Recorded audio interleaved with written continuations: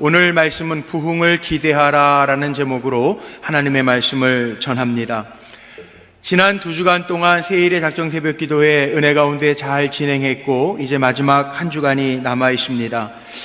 마지막 한 주간밖에 남지 않았지만 기도해 주시는 시간을 꼭 기억해 주셨으면 좋겠습니다. 온 교회가 함께 영적인 진도를 나간다라고 하는 것은 참 중요한 일입니다. 건강한 교회는 영적인 모임을 통하여 하나님의 음성을 듣고 분별의 영을 허락받고 주님의 인도하심을 따라갔습니다. 대부분의 문제가 거의 예배와 기도의 시간을 통해서 해결됩니다. 감리교회 창시자인 웨슬리 목사님은 은총의 수단으로 예배, 기도, 성만찬 등등을 이야기합니다. 우리가 은총, 하나님의 은혜를 받을 수 있는 통로들이 있는데 예배와 기도의 시간이 대표적인 예라는 거죠. 예배를 통하여 모임을 통하여 비전이 선포되고 이를 위해서 함께 기도하고 목회자와 중직자가 속장님들과 선교회장님들과 속도원들이 함께 마음을 모아갑니다. 예배와 기도의 시간들이 없다면 예배 따로 회의 따로가 될 수밖에 없습니다. 목회자 따로 평신도 리더십이 따로 움직일 수밖에 없습니다. 그런데 교회는 말씀을 함께 나누고 함께 한 기도의 제목을 가지고 기도할 때 하나님은 그 교회를 통하여 하나님이 주시고자 하는 은혜를 허락해 주십니다. 그래서 주중의 예배도 중요하고 이렇게 온 교회가 함께 마음을 합하여 세일의 특별 기도의 제단을 쌓는 일들이 중요합니다. 자녀가 늘 부모와 이야기하는 가정은 별 문제가 없습니다. 자녀들도 부모의 마음을 잘 알기 때문에 다른 길로 가지 않습니다. 우리 사랑하는 성도님들, 주님과 가까이 하시기를 주님의 이름으로 축복합니다. 예배의 시간을 사모하시기를 주님의 이름으로 축복합니다. 기도의 시간을 놓치지 않고 기도할 수 있는 성도가 되시기를 축복합니다. 그러면 주님은 말씀하실 것이고 주님은 준비하신 여호와 이레의 은혜를 우리에게 쏟아놓아 주실 줄로 믿습니다. 오늘 이 복된 종려 주일, 종려나무 가지를 흔들며 주님, 왕으로 오시는 주님을 환영했던 이 주일 아침에 우리는 초대교회 모습을 통해서 부흥하는 교회란 어떤 교회인가를 꿈꾸게 됩니다. 성령 사건이 있은 후에 교회도 변했고 성도들도 변했습니다. 왜냐하면 이게 성령의 신비인데 생명의 비전과 성숙과 성장이 있기 때문에 그렇습니다. 성령의 경험을 통해서 초대교회가 변화되어지는 모습, 어떻게 보면 이것이 교회의 원형이고 우리가 닮아가야 될 교회의 모델이기도 합니다. 그런 면에서 우리가 부흥을 꿈꾸면서 초대교회 성도들이 어떻게 변해갔는지, 또 우리 교회가 부흥을 꿈꾸면서 기대하면서 무엇을 어떻게 준비해야 될지 오늘 말씀을 통해서 나누고자 합니다. 초대교회는요, 모이기에 힘쓰는 교회였습니다. 교회가 부흥하려면 먼저 모이기에 힘쓰는 교회가 되어야 합니다. 오늘 말씀 가운데에도 아주 분명하게 이야기하죠. 44절 말씀에 보면 믿는 사람들이 다 함께 있어, 여기 믿는 사람들이 다 함께 있어 모였다는 거예요. 46절 말씀에 보니까 날마다 마음을 같이하여 성전에 모이기를 힘썼다.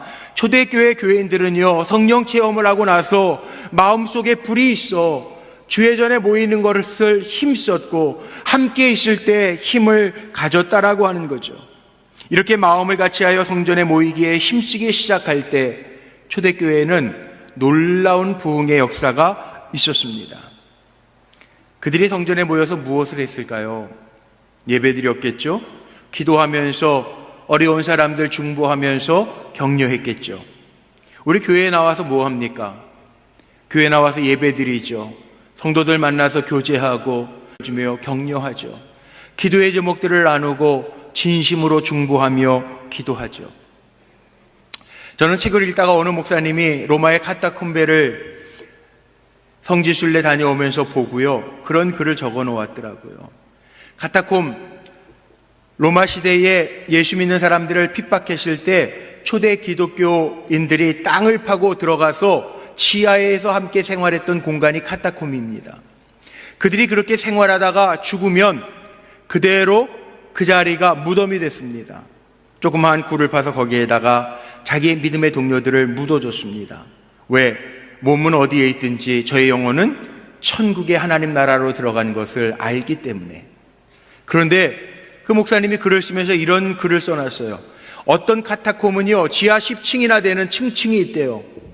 그리고 중간중간에 무덤이 있는데 그 층과 층 사이에 조그마한 공간들이 있다는 거예요. 궁금해졌습니다. 여기는 뭐 하는 자리일까? 가이드에게 물어봤습니다. 가이드가 이렇게 설명해 줍니다. 여기 카타콤 지하에서 생활하던 성도들이 모여서 예배하던 곳입니다. 지하에 갇혀 생활하면서도 하나님 앞에 예배하는 공간, 그 자리에서 살아있는 사람들은 함께 모여서 예배하면서 천국의 소망을 다졌던 자리라는 거죠. 초대교회요, 모이기에 힘썼대요. 기쁨을 가지고 감사의 마음을 가지고 천국을 소망하면서 성령께서 살아계신 하나님이 역사하실 것을 믿고 모일 때마다 뜨겁게 기도하고 사도들의 가르침을 받고 떡을 떼며 교제하며 살았다라고 하는 거죠. 지난주에 읽은 말씀이지만 다시 살펴봐야 될 말씀 가운데 하나가 이 42절에 있는 말씀. 42절 말씀에 이렇게 표현되어져 있죠. 그들은 사도들의 가르침을 받아 서로 교제하며 떡을 떼며 기도하기를 전혀 힘쓰니라. 성령 충만한 성령 세례를 받고 나서 초대교회 성도들에게 나타났던 네 가지 반응은, 첫 번째, 사도들의 가르침을 받았습니다. 서로 교제했습니다. 빵을 떼는 일, 식탁 공동체가 되었습니다. 그리고 네 번째, 기도에 힘쓰는 사람들이 되었습니다. 사도들이 어떠한 가르침을 주었느냐 하면 지난주에 베드로의 설교를 통해서 말씀 나눴던 것처럼 36절 38절에 나와 있는데, 그런즉 이스라엘 온 집은 확실히 알지니 너희가 십자가에 못 박은 이 예수를 하나님이 주와 그리스도가 되게 하셨느니라 하니라. 예수 그리스도, 그분이 바로 우리를 위하여 보내신 구원자라고 하는, 그리스도시요 주시라고 하는 가르침을 받았고, 38절 말씀해 보니까 베드로가 이르되 너희가 회개하여 각각 예수 그리스도의 이름으로 세례를 받고 죄사함을 받으라. 그리하면 성령의 선물을 받으리니. 사도들은 십자가에서 죽고 승천하신 예수가 하나님의 아들이심을 선포했고요, 죄를 회개할 때 죄사함 받고 우리에게는 성령 세례와 하나님의 은혜가 임한다라고 하는 것, 복음이죠. 복음을 가르쳤다는 거예요. 초대교회 그런 복음을 배웠다는 거예요. 그리고 초대교회 교인들은 기도에 목숨을 거는 사람들이었습니다. 우리는 기도할 때 목숨 걸고 기도 안 하죠. 요즘에 어떻게 기도하십니까? 되는 대로 하죠. 되는 대로. 시간 되는 대로 하고, 뭐 기도해도 별반, 이렇게 기도하죠. 아니에요. 제가 기도의 팁을 하나 알려드릴게요. 기도는 언제 응답받냐 하면 정말 간절한 마음으로 생명을 걸고 기도하면요, 하나님 응답하십니다. 사업에 어려운 분들 있죠. 제가 팁을 하나 드릴게요. 어려운 거 그거 사람 찾아다니면서 해결하려고 하지 마시고 주님 앞에 앉으십시오. 생명을 걸고 기도하십시오. 하나님이 하십니다. 특별히 이번 한 주간은 고난 주간인데 우리가 한 끼씩은 적어도 금식하실 텐데 정말 금식 한번 해보세요. 제가 그동안 이제 근 30년 다 돼가는데 목회하면서 하나님이 빨리 응답하시는 기도 중에 하나가 이 금식 기도더라고요. 예. 저도 먹는 거 참 좋아하거든요. 예. 그런데 요즘에 좀 건강을 위해서 다이어트를 하다 보니까 이게 먹는 즐거움이 별로 없어졌어요. 근데 기도할 때는요, 내가 정말 즐거워하는 거, 좋아하는 거, 그거 끊고 하나님 앞에 매달리면 하나님 하시더라고요. 예. 하나님 앞에 매달려 기도할 때, 하나님, 저 먹는 거 좋아하는 거 아시죠? 그러나 한 주간 내가 금식하면서 기도합니다. 그러면 하나님도요, 불쌍히 여기시고 긍휼히 여기셔서 들어주시더라고요. 기도는요, 목숨을 걸고 하는 거예요. 초대교회 교인들은 목숨을 걸고 기도합니다. 우리 성도님들 요즘에 세일의 작정 새벽 기도에 열심히 기도에 참여해 주셔서 감사한데 3분의 1도 안 돼요. 400명이 안 돼요. 우리 교회 주일 예배 인원에요, 어른들 인원의 3분의 1도 안 돼요. 예배 인원이 중요한 건 아니에요. 그러나 여러분 기도에 응답받기를 원하시면 정말 주님 앞에 생명을 걸고 한번 기도해 보세요. 내 생명을 걸었는데 주님이 우리 긍휼히 안 여기시겠어요? 사도행전의 초대교회 교인들 기도 어떻게 했는지 아세요? 생명을 걸고 기도해요. 오늘 말씀 두 개 보면은 오늘 말씀뿐만이 아닙니다. 사도행전 곳곳에 보면 기도하는 말씀들을 볼 수 있는데요. 사도행전 1장 14절입니다. 주님이 말씀을 그렇게 하셔서 그런지 이렇게 기록되어 있어요. 여자들과 예수의 어머니 마리아와 예수의 아우들과 더불어 마음을 같이하여 오로지 기도에 힘쓰더라. 사도행전 3장 1절 말씀에 보면 다음 주에 볼 말씀이지만 제9시에 기도 시간에 성전에 올라가다가 베드로와 요한이 성전 미문에 앉아있는 안진뱅이 거린을 만납니다. 초대교회 교인들은 시간을 정해 놓고 성전에서 기도하는 시간이 있었습니다. 사도행전 4장 31절 말씀해 보니까 빌기를 다하며 모인 곳이 진동하더니 무리가 다 성령에 충만하여 이렇게 되어 있습니다. 기도할 때 천지가 진동하는 역사도 나타났습니다.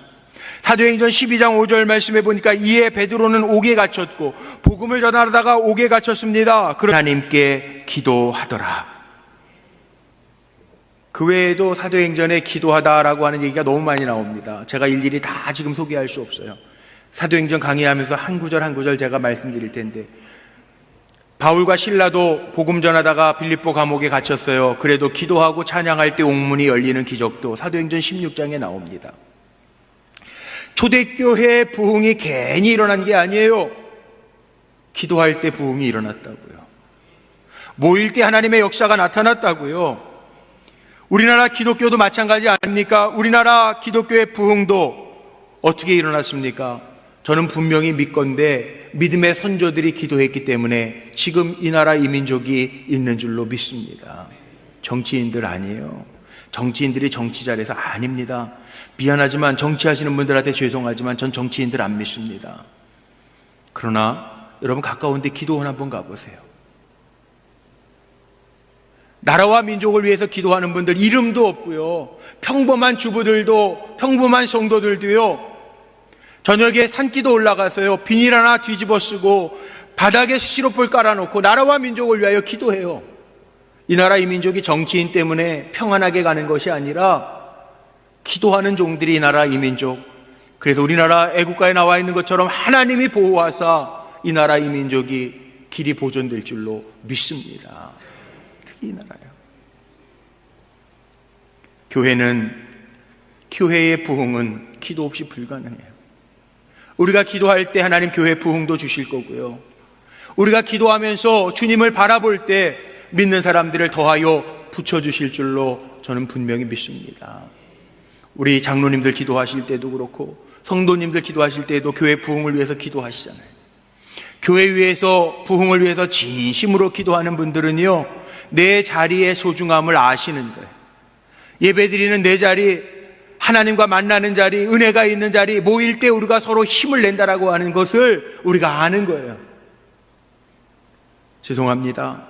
한 분의 이름을 거명하면 참 마음에 걸리기는 하는데, 우리 심재분 권사님이 맨 앞에 앉아계세요. 두 번째 줄에 앉아 계시잖아요. 심재분 권사님. 연세가 98이세요. 아이 숙녀의 나이를 이렇게 공개하면 안 되는데, 우리 심재분 권사님 98이신데 지난주에 감사원금을 써서 내셨는데 뭐라고 쓰셨냐면요, 제가 울었어요.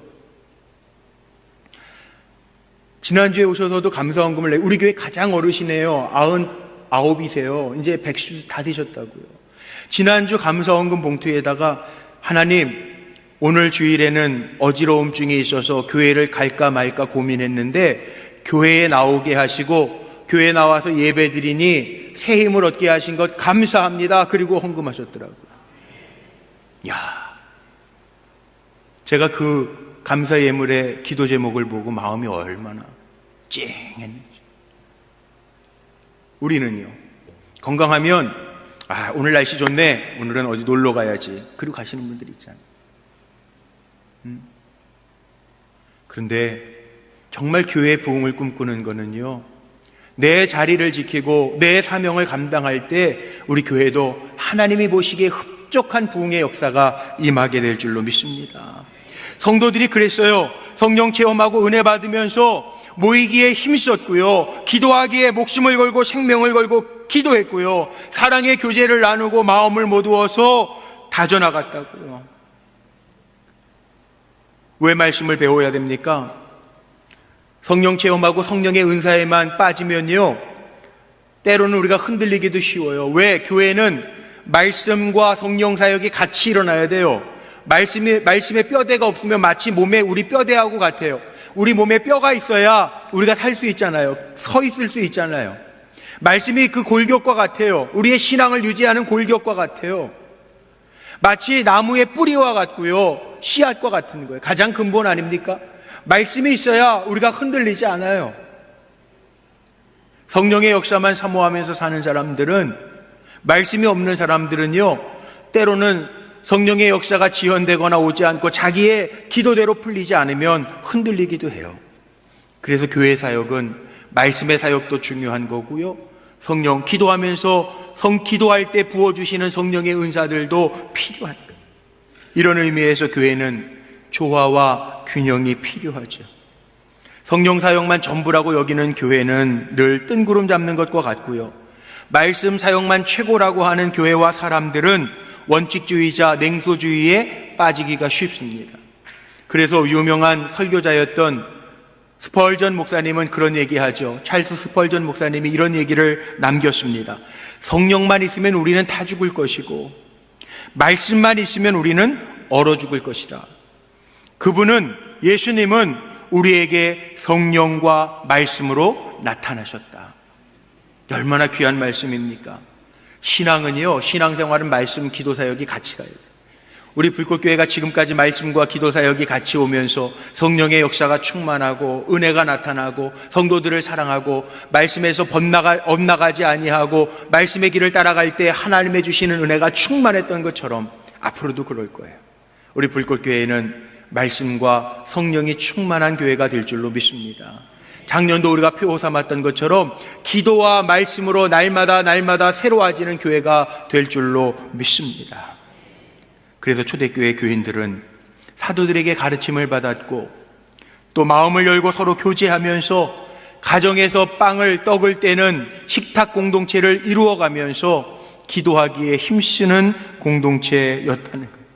이렇게 초대교회가 4가지 반응을 하면서 살아가니까 정말 그리스도의 제자가 되는 거죠. 그리스도의 제자로 살아가니까 다른 사람들에게 엄청난 폭발력, 영향력을 끼치게 됩니다.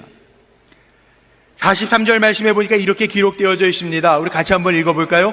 사람마다 두려워하는데 사도들로 말미암아 기사와 표적이 많이 나타나니, 기사와 표적이 많이 나타나니. 이 두려운 마음이라고 하는 건 공포심이 아닙니다. 이 두려운 마음이라고 하는 건 충격입니다. 정말 제자화 되어서 성숙해가고 성장하는 사람들을 통해서 세상의 사람들이 충격받은 거예요. 그 충격의 구체적인 내용들을 보니까 44절, 45절 말씀에 보면 이렇게 표현되어 있습니다. 믿는 사람들이 다 함께 있어 모든 물건을 서로 통용하고 또 재산과 소유를 팔아 각 사람의 필요를 따라 나누어 주며. 예수 믿는 사람들, 제자화된 사람들, 성숙한 사람들이 강요에 의해서 나누는 것이 아니라 자발적으로 나누는 거죠. 자발적으로. 야, 하나님 주신 은혜가 이렇게 큰데 나보다 어려운 사람, 힘든 사람이 있으면 내가 가진 것 이거 뭐 죽을 때 가져가는 것도 아니고 나누자. 그리고 각 사람의 필요에 따라 나눠주는. 세상 사람들은 이걸 보면서 공산주의가 기독교냐 그러는데 아닙니다. 공산주의여서 강제적으로 하는 게 아니고요, 기쁨으로, 감사함으로, 자발적으로 나누는 공동체였다는 거예요.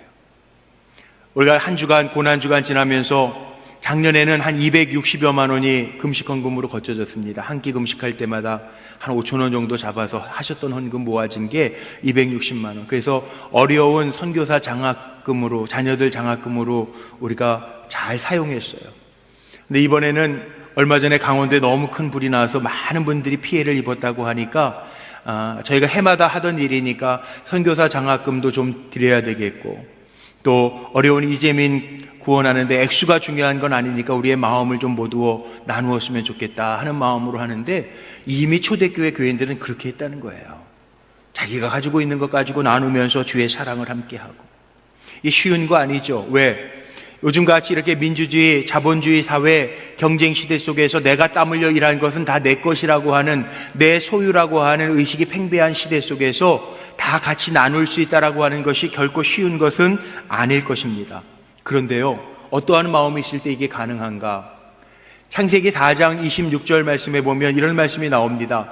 아벨이 형 가인의 손에 맞아 죽고 아담과 하와가 세 번째 아들 셋을 낳았을 때 이렇게 표현되어 있어요. 창세기 4장 26절 말씀에 보면 셋도 아들을 낳았고 그의 이름을 에노스라 하였으니 그때 사람들이 비로소 여호와의 이름을 불렀더라. 에노스라고 하는 아들을 낳고 여호와의 이름을 불렀다고 했는데, 이 에노스라고 하는 아이의 이름의 뜻이 뭐냐 하면 인간은 죽을 수밖에 없는 존재다라는 뜻을 가지고 있어요. 사람들이 깨달은 겁니다. 아, 우리 인간은 죽을 수밖에 없는 존재야. 이걸 깨닫기 시작하면서부터 정말 영원부터 영원까지 주장하시는 하나님, 여호와 하나님의 이름을 불렀다는 거예요. 마찬가지입니다. 에노스라고 하는 이름, 우리의 존재를 깨닫기 시작했을 때, 우리의 죽음, 우리는 죽을 수밖에 없는 존재라고 하는 것을 깨닫기 시작했을 때, 내가 누군지, 내가 어디로부터 왔고 어디로 갈 것인지를 깨달았을 때 삶의 모습이 달라졌던 것처럼 초대교회 교인들도요, 자기의 존재가 예수 믿고 성령 체험하고 하나님 나라에 갈 것을 확실하기 때문에 내가 죽으면 내가 가지고 있는 건 네 것이 되겠느냐, 주님께 이미 들은 말씀을 다시 한번 기억하면서 살아있을 때 좋은 곳에 나누면서 살았던 것이 초대교회 공동체의 삶의 모습이었다는 거예요. 여러분, 인간의 참 가치와 존재가 어디에서 드러납니까? 엘빈 토플러, 미래학자로 아주 유명한 제3의 물결을 썼던 엘빈 토플러와 양벽을 이루었던 존 나이스빗이라고 하는 역사학자면서 미래학자가 쓴 책이 있죠. 하이터치. 이거 2000년대 초반에 나온 책입니다. 그 후에도 많은 책들을 썼는데 이 책에 보면 그런 얘기가 나옵니다. 이미 예언되어져, 미래에 대한 사회를 예언되어져 있는데 지금 사회를 보면 야, 이 미래학자들의 예언이 맞구나라고 하는 것도 생각이 날 수 있어요. 기술을 중시하는 시대에 인간에게는요, 그 기술이 우리에게 생명을 주는 게 아니라 또 다른 하이테크 시대, 기술 집약 시대에 하이터치, 무한한 신의 터치가 있어야 우리가 산다는 거예요. 요즘에 얼마나 미디어, 정보, 인터넷이 발달되어 있습니까? 그런데 세상에서 일어나는 일들을 보십시오. 얼마나 지능적입니까? 하이테크 시대에 정말 주님의 정말 그 전능하신 신의 손에 우리를 맡기지 않으면요, 우리 인간은요, 막 나갈 수도 있겠더라고요. 예를 들어 사도 바울도 주님을 만난 후에 그런 고백하죠. 빌립보서 4장 11절로 13절에 보면 사도 바울도 이렇게 고백합니다. 내가 궁핍함으로 말하는 것이 아니니라. 어떠한 형편에 있든지 나는 자족하기를 배웠나니 나는 비천에 처할 줄도 알고 풍부에 처할 줄도 알아. 모든 일 곧 배부름과 배고픔과 풍부와 궁핍에도 처할 줄 아는 일체의 비결을 배웠노라. 내게 능력 주시는 자 안에서 내가 모든 것을 할 수 있느니라. 예수 믿는 사람 이 비결이 있어야 돼요. 궁핍해도 부해도 감사함으로 살 줄 알고, 내게 능력 주시는 자 안에서의 삶, 금년도 우리 교회 표어처럼 내게 능력 주시는 자 안에서의 삶을 살아가면 모든 것이 다 감사로 받을 수 있다는 거죠. 초대교회 모습을 보십시오. 그 다음이 결론 부분인데 어떻게 되어 있습니까? 46절, 47절을 우리 함께 읽어봤으면 좋겠는데요.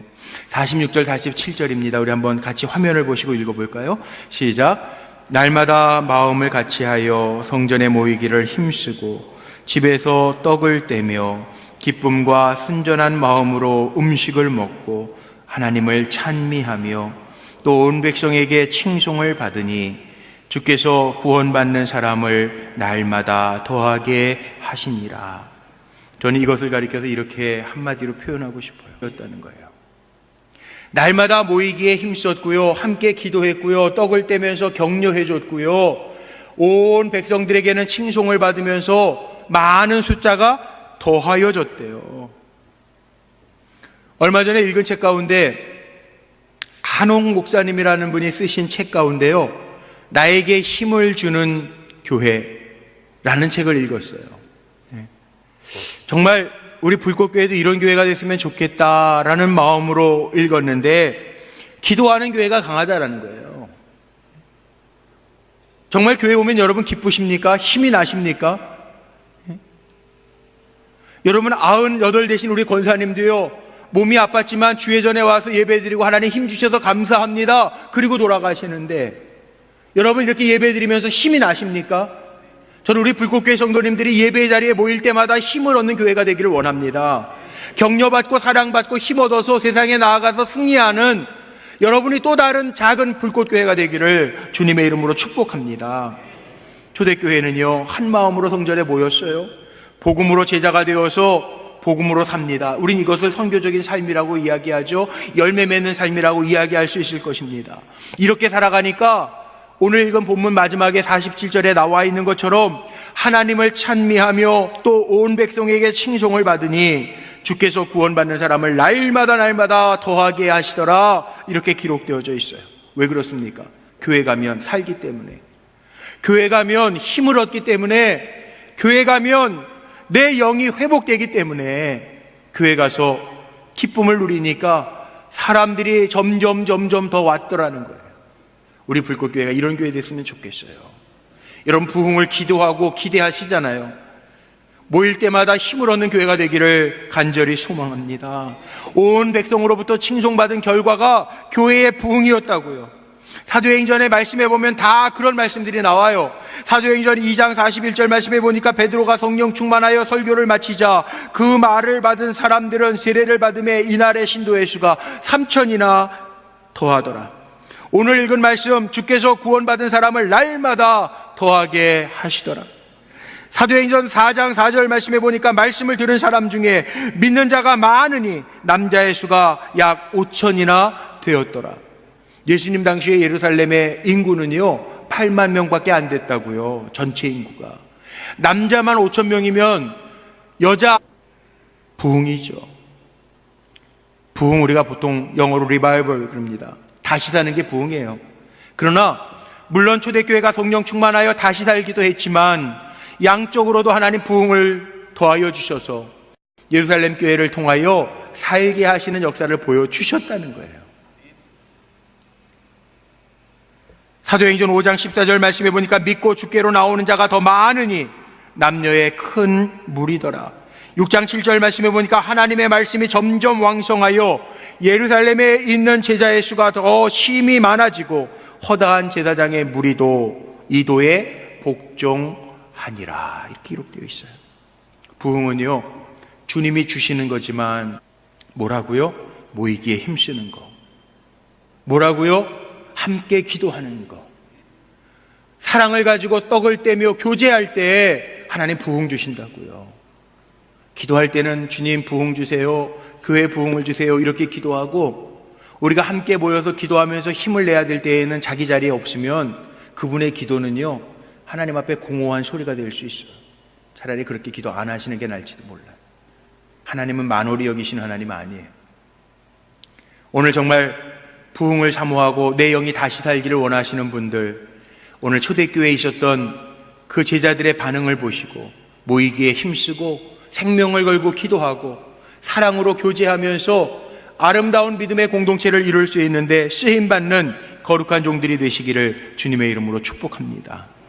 저는 이 말씀을 준비하면서 우리 교회 비전을 다시 한번 생각했어요.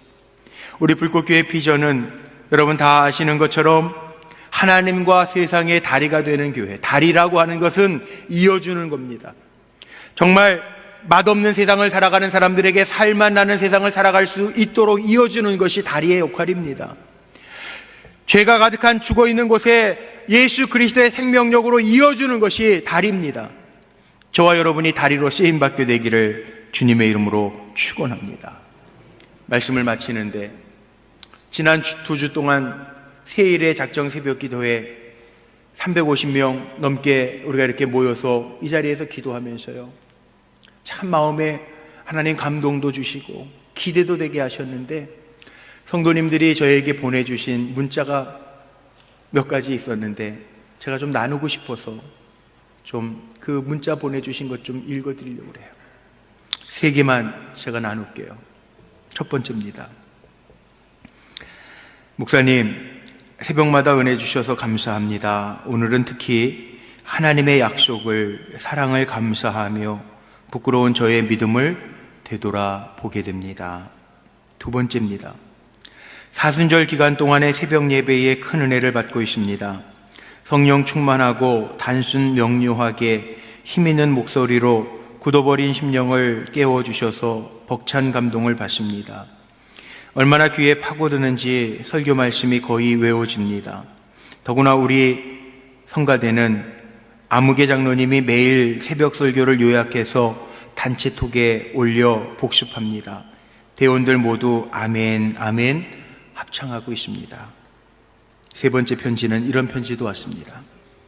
이참에 하나님께서 제대로 한번 새벽을 깨워보라고 기회 주시구나 싶어 단단히 결심하고 새일의 첫날부터 5시쯤 일찍 교회로 왔습니다.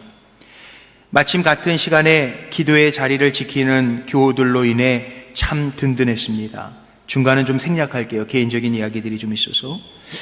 이번에 한 가지 분명해진 것은 하나님의 기대와 뜻 안에서 주님이 나를 부르실 때 그 부르심에 반응하는 것이 올바른 신앙이라고 하는 것을 깨달았습니다. 또 한편으론 제 마음속에 끊임없이 이런 고백이 솟아나왔습니다.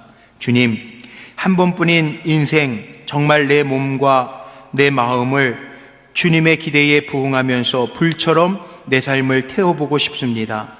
나 한 사람이 아닌 남편과 선물로 주신 아이들 모두 이 땅에 살 동안 오직 주의 나라와 복음을 위해 마음껏 쓰임받기를 소원합니다.